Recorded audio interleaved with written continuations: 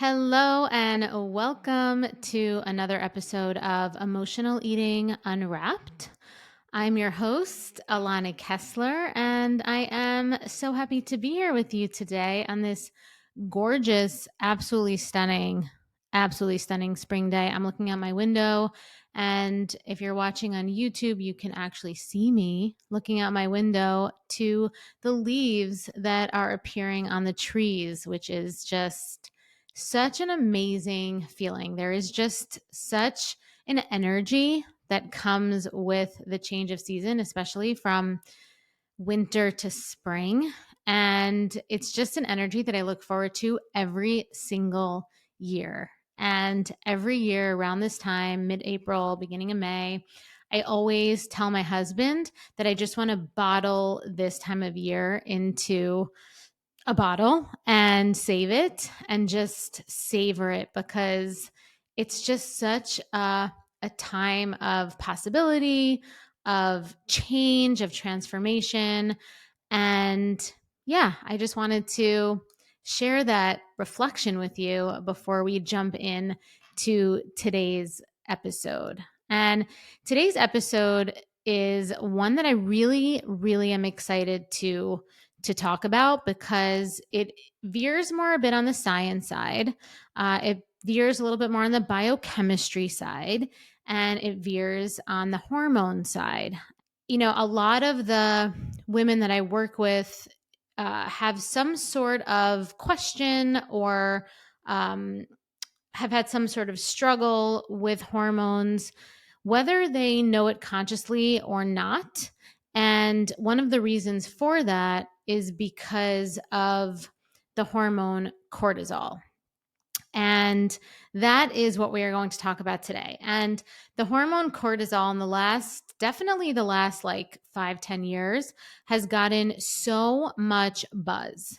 And it's just everywhere. And I know for me, I became trained in functional nutrition, which is a more holistic side of nutrition, meaning that we look at food and nutrients almost as medicine, and other types of philosophies look at that as well. So Chinese medicine also sees food as medicine, as does Ayurveda. But from a functional nutrition perspective, we look at the body as um, really a holistic and non-compartmentalized being, right? Meaning that every symptom and every diagnosis is connected.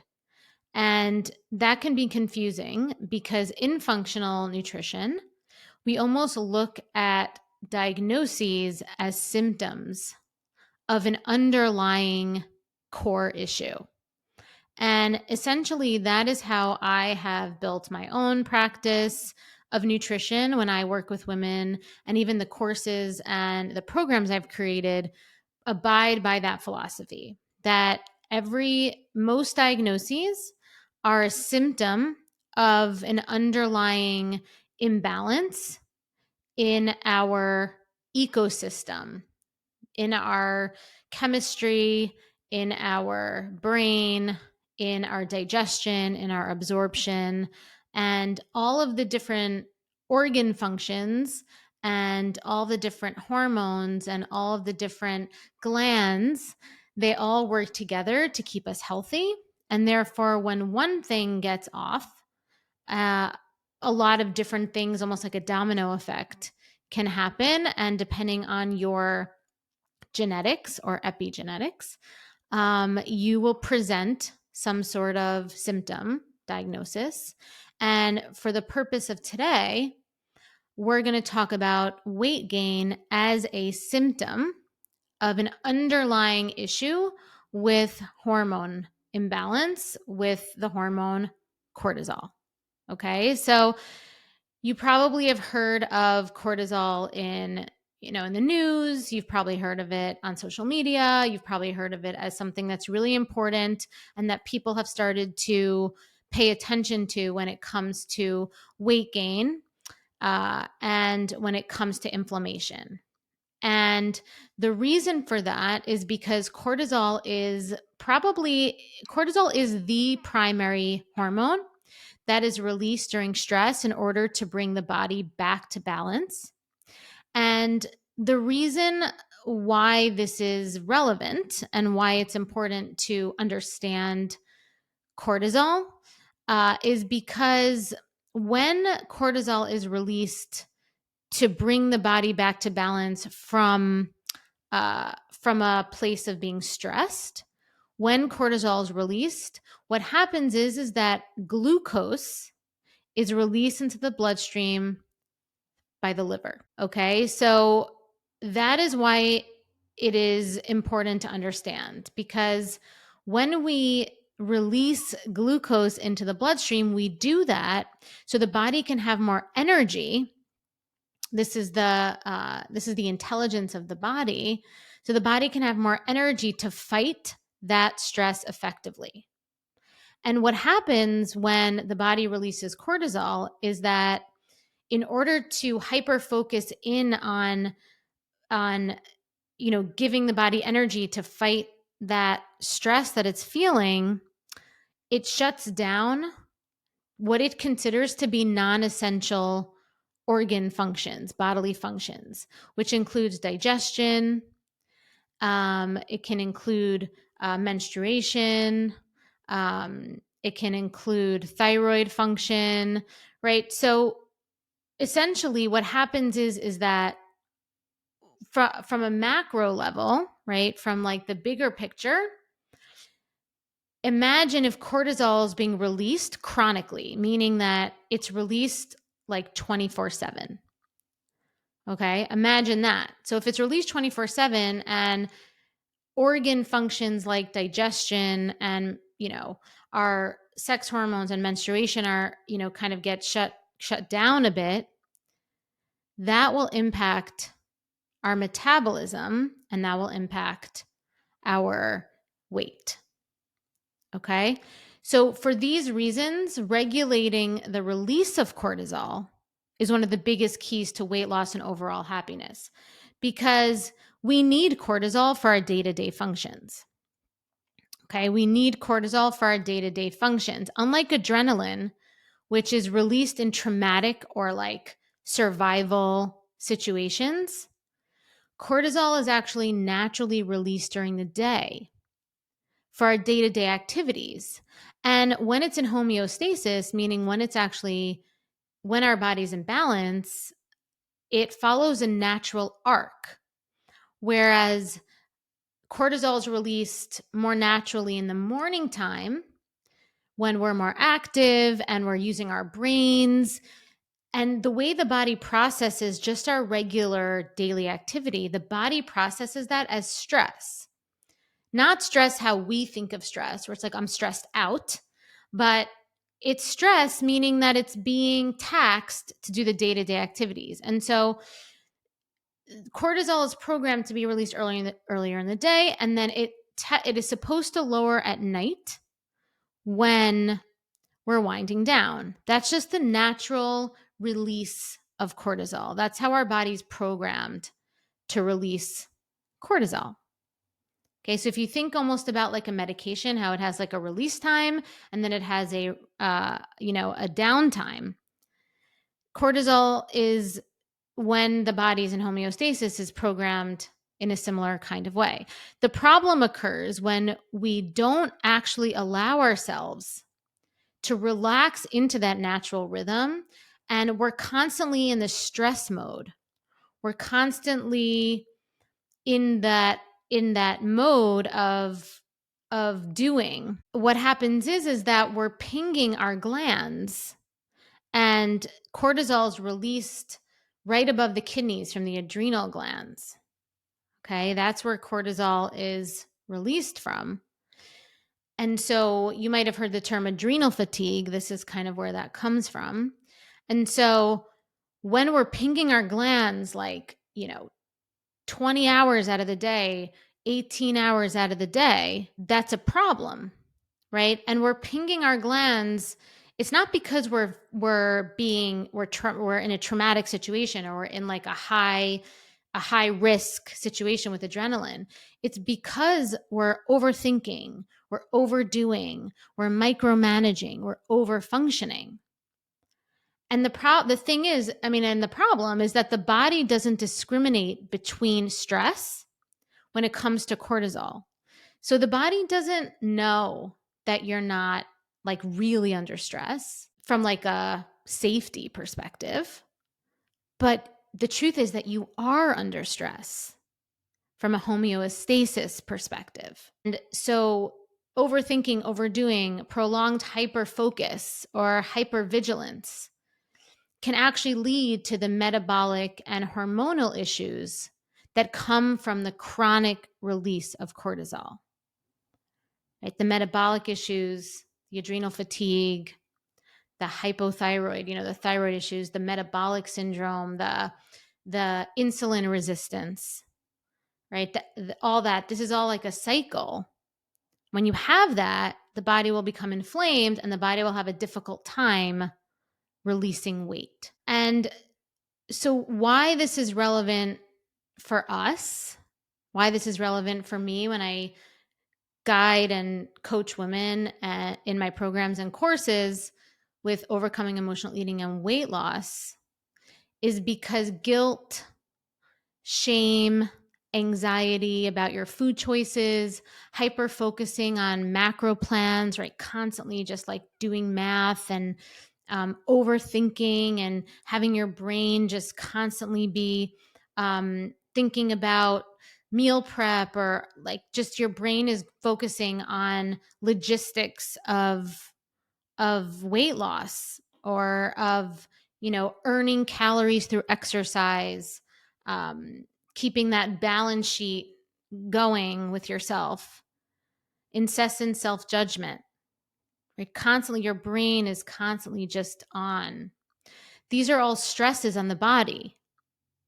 Okay, these are all stresses on the body. This is how the nervous system and the brain impact your metabolism, impacts your hormones, impacts the organ systems. And so this is why I say that you can have the cleanest food. You can be eating the perfect meal plan, quote unquote, that, you found for your height, weight, you did your macro plan, you did the calculator, you got like the numbers, but you're still inflamed because, or at least maybe it works for 3 months or so, but afterwards you're still inflamed because what happens is you're chronically stressing your body with cortisol, even while you're doing these programs. The reason why they can work initially is because you're temporarily finding this relax and release because you're following a program and you feel in control. But that doesn't last very long. Okay. It's why you see macro coaches. And I was one of these people, right? I never was a macro coach, but I definitely followed macro plans. So I was one of these people that struggled with hormone issues after I followed these plans. And you might see some coaches who maybe start out as weight loss coaches that follow, macro counting and help you lose fat and all that stuff, end up with like some sort of anxiety, hormone, nervous system issue, right? Because the body, and this is a cliche and it's also a book that you should read if you haven't read it, but the body keeps the score. And the body is like programmed for us to succeed when we don't try to override it with our own control mechanisms. And, you'll see people who have maybe their physical composition looks like what you want it to look like, but on the inside, and, what you don't see is that their periods are irregular. They have some thyroid issues, right? They have adrenal fatigue, they have IBS, right? All these diagnoses that are really symptoms of an underlying hormone issue, usually from the chronic release of cortisol, that eventually leads to weight gain. Because often weight gain is a symptom of an underlying metabolic issue. Okay. So it's so important that we understand this, right? And it's why when it comes to emotional eating, when we use food to soothe our anxiety because our brains are still working on overdrive, we gain weight because the body naturally slows digestion while more glucose is being released, which leads to slower metabolism and weight gain. So that's what happens with emotional eating. Okay. With emotional eating, we are having that anxiety, we are having that guilt, we're having that shame, we're having that nervous system dysregulation, which the body thinks is stress. So it releases more glucose into the bloodstream. And then we're eating as well to make ourselves feel better. So we're getting more glucose in our bloodstream. We have to release more insulin. Our metabolism slows down, our digestion slows down. And so our metabolism slows down and we get off balance, which leads to weight gain. And this is the reason why food, like actual meal plans, is only a fraction of the story when it comes to real permanent weight loss. And when it comes to really understanding how to holistically heal your mind, body, and spirit so it can truly optimize metabolism. Because when we do that, that is the real solution. Okay, when we do that, when we can holistically heal our mind, our body, and our spirit, that's when we optimize our metabolism. And that is the real solution. It's not just about food and numbers. It's not just about that. It's not just about macronutrients. It's not even just about micronutrients, right? Food is just a fraction. So let's talk about 2 ways we can holistically heal your mind, body, and spirit so it can truly optimize metabolism and lead you to permanent weight loss and feeling really, really balanced. So the first thing is that we need to learn to let go of the need to control. Okay. And I know this might sound kind of cliche, but we have to really let go of the need to hyper focus and micromanage and have control over our eating through macro counting, especially if you're an emotional eater. And if you are an emotional eater, you're already taxing your nervous system with your own thoughts and your own emotions and your own feelings. So adding on top of that, a system that requires you to calculate, do math, think about it all the time, make sure that it's balanced and all that stuff is more taxing, right? Emotional eating, when we eat to soothe our feelings and anxiety and nervous system, that is about control, right? We want to control that. And macro counting is also a solution to get control. So at the end of the day, we can't heal one control issue with another control solution, or technically an issue, right? At the end of the day, it is the need to control that is causing the cortisol release that is leading to the body not being able to release weight. So the key is not in getting control.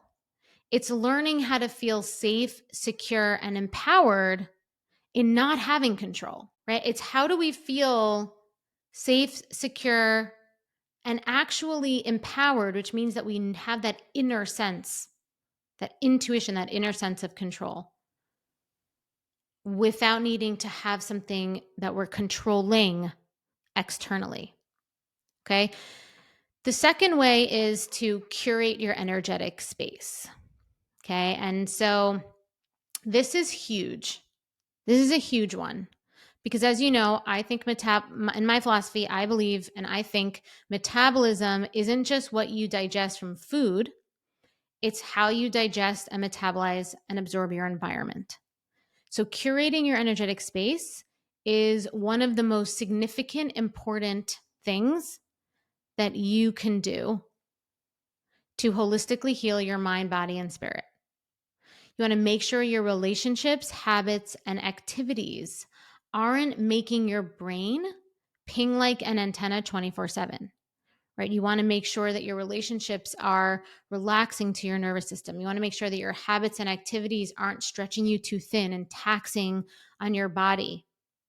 Right? It might feel good to your ego sometimes, but is your body registering that as stress and releasing cortisol? You want to think about that because your environment contributes such a huge percentage to your body's ability to lose weight. If it feels like it has to defend itself against an environment, weight will stay on as a shield. And I'll say that one more time. If your body feels like it has to defend itself against its environment, your weight will stay on as a shield. Okay, so I really want you to think about how cortisol plays a role in all of this and how your lifestyle choices and really your entire holistic lifestyle impacts your cortisol balance, your nervous system, your weight, and everything really. Okay, so on that note, thank you so much for joining me again today. And if today's episode resonated with you, please join me again next week with another new one about emotional eating so you can fall in love with eating, start losing weight, and keep it off with sustainable strategies and lasting change. And if you found this episode insightful, please subscribe, leave a review, and share it with those who may benefit from this empowering knowledge. I also have lots of free resources on my website to support you on your journey to loving food and losing weight. Just go to www.bewellbyak.com. And until next time, I'm Alana, and thank you for listening to Emotional Eating Unwrapped.